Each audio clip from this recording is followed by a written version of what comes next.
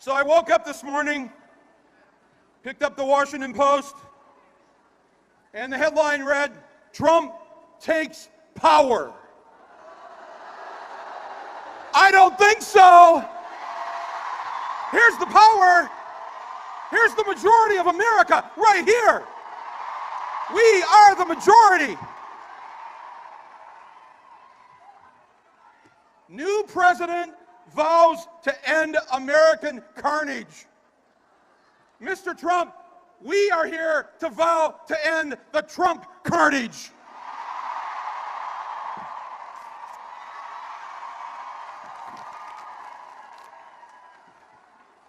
I'll pick that up later. Recycle. A reporter asked me on the way up the stairs here, "What do you hope to accomplish with this demonstration?" I said, "Well, I would say, if you just look that way, we've already accomplished it." The majority of Americans did not want Donald J. Trump in the White House. And we are here today as their representatives. Okay, I don't want to give the standard demonstration speech. You got a lot of great speakers here today. Oh my God, I got to listen to Gloria Steinem. How cool was that? I would like to give you a to-do list of what we all can do starting immediately. Real things that we can do. Are you with me on this? I'm going to go through them very quickly. Take notes if you want, but I'll post them on my Facebook and Twitter, and you can follow it there. But we have to get busy, folks. We've got our work cut out for us. Number one, this is what I want you to do. I want you to make this part of your new daily routine. I want you to call Congress every single day. Every day. Each of you have one representative in the House and 2 senators.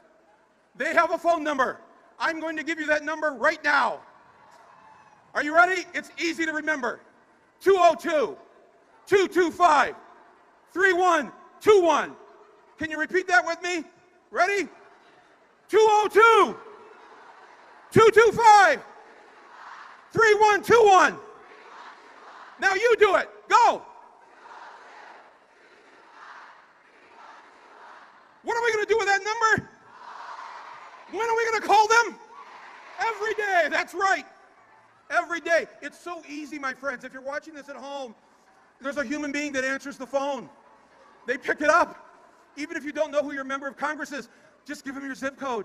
They'll connect you to the office. It's that easy. It'll take 2 minutes.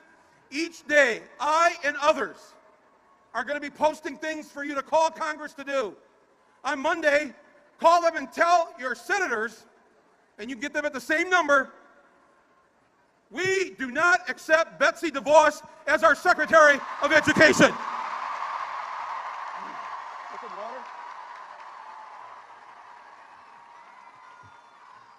202-225-3121. I will post, this is my commitment to you. Every day, I will post something on Facebook or Twitter. Other groups are doing the same thing. Actiongroups.net, go to them. 100daysofresistance.org, go to them. Indivisible, go to them. Lots of groups are doing this. Follow them and call your member of Congress, call the 2 senators, and you know what? That's only 3, there's 5 days. On the 2 other days, call your state representative and your state senator on the other day. I'm telling you, these calls work. When they tried to get rid of the government, the Congressional Office of Ethics 2 weeks ago, we got online and the switchboard was jammed and overloaded. We shut it down with phone calls. 2 hours later, they pulled back from closing the Office of Government and Congressional Ethics. That's how powerful you are. Make it part of your daily routine. What are you going to do? Wake up, number 1. Number 2, brush your teeth. Number 3, make the coffee. Number 4, walk the dog. If you have a cat, just stare at it. Number 5, what are you going to do? Call Congress. Make it part of your day. Don't even think about it. Part of your day. Every one of us are doing it every day. They won't know what hit them. Number two, the second thing I'm going to ask you to do, join. Join groups. Join Planned Parenthood. Join the ACLU. Join NARROW. Join a group. I was thinking this morning while I was writing this up, I've supported Planned Parenthood forever. I contribute to them. I've done fundraisers for them. But I realized I've never joined. So this morning, I joined Planned Parenthood. Who amongst you will join Planned Parenthood? ACLU, NARROW, the environmental groups. Join every group. Let's make these groups huge. Huge. Bernie, huge. Number three, you need to form your own personal rapid response team. All it takes is 5 to 10 family members and friends, the people that you're going to call or text or send an email to on any given day where we have to move fast. Everybody here, who will form a rapid response team? 5 to 10 people. Earlier, there's a group here, there's a rapid response team here from Asheville, North Carolina. 9 of them. Where are you? The Asheville Nine. They've got their own name. The Asheville Nine. And I said to them, how many of you have been to a demonstration before in D.C.? 8 of the 9 had never been to a protest before in Washington, D.C. 8 of the 9 are new for the first time. How many here are here for the first time in D.C. Look at this, at a protest? Look at this. Wow. Number 5, we have to take over the Democratic Party. God bless the Democrats who fought with us, who've done so many good things. It's no knock on them.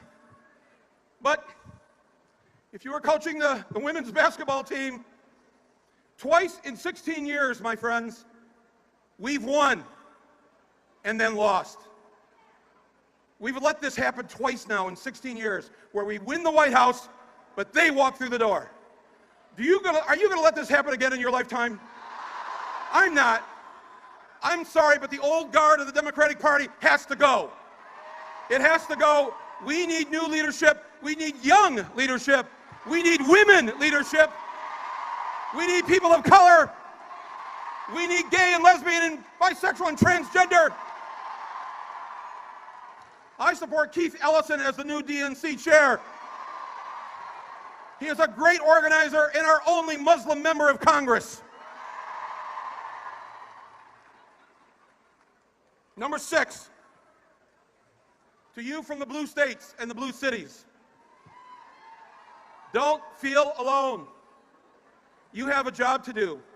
We're going to look to you over these next, let's just say, months. I heard on the radio this morning that Las Vegas has already placed odds on how long Trump's going to last in office. They only give him 4-to-1 odds to last only 6 months. That's pretty good. You have to form regions of resistance. What that means is this. For the young people, let me give you a little history lesson. Roe v. Wade, that made abortion legal in this country in 1973, did not happen in a vacuum. It did not happen by itself. It happened because our 2 largest states in 1970, 3 years earlier, made abortion legal, New York and California. Because abortion was legal in those 2 large states for 3 years, they helped to create the new normal. The new normal being a woman has a right to control her internal organs and what goes on in there. It's not the job of the government. So, New York, you have a job to do right now. California, Minnesota, Massachusetts, actually all of New England, the entire West Coast, you're a region of resistance. Virginia, you're a region of resistance. In Virginia, this is how we take back the South. We start in Virginia. Form your region of resistance. And what you have to do in these states, you have to create laws that show the rest of the country what it looks like to have health care for all, what it looks like to not have mass incarceration, what it looks like to pass laws that prohibit discrimination in employment for gays and lesbians and others. Show the rest of America how it works. If you're in a city in a red state, if you live in Detroit, God, that's painful to say that Michigan is a red state. But you live in a blue city in Michigan, you live in Traverse City, Michigan, a little town, Bernie got 70% of the vote in that little town. Form your region of resistance there. Say to the people in power, you are not going to come to my city and take my Mexican brothers and sisters away. I will stand in front of you, nonviolently and peacefully. The other night I asked 30,000 people in New York City, who will join me to block the George Washington Bridge, the Holland Tunnel, and the Lincoln Tunnel if the federal government comes to take our Mexican brothers and sisters away? 30,000 people say, I will do it. You have to be willing to put yourself on the line. It's that important. The next thing on the to-do list, you have to run for office. You, yes, you. Now I can see your faces. No, Mike, not me. I'm shy. This is not the time for shy people. Shy people, you have 2 hours to get over it. If you knew me, seriously, if you knew me personally, you have no idea how shy and what an introvert I am. I know it doesn't make any sense me saying that, but if you knew me, anybody know me back there? How true is this? When I was 18 years old, I was a senior in high school, and I couldn't stand the principal or the assistant principal in their backward ways. I decided to run for school board. I was only 18. I called up the city clerk. I said, what do I got to do to run for school board? He said, well, you need to get names on a petition. Oh, how many names do I need on the petition to run? 20. 20? To run for school board? 20. I'm like, I know 20 stoners who will sign anything. I got the 20 signatures. I ran. I won. I became the first 18-year-old in the state of Michigan to win public office. I did this. I'm shy. I only went on 2 dates in high school. I did this. You can do this. Who's going to run for office? Run for city council. Run for school board. Hey, okay. Wait.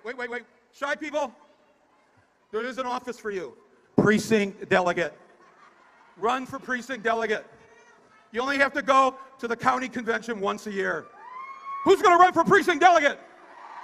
We have to take over the Democratic Party.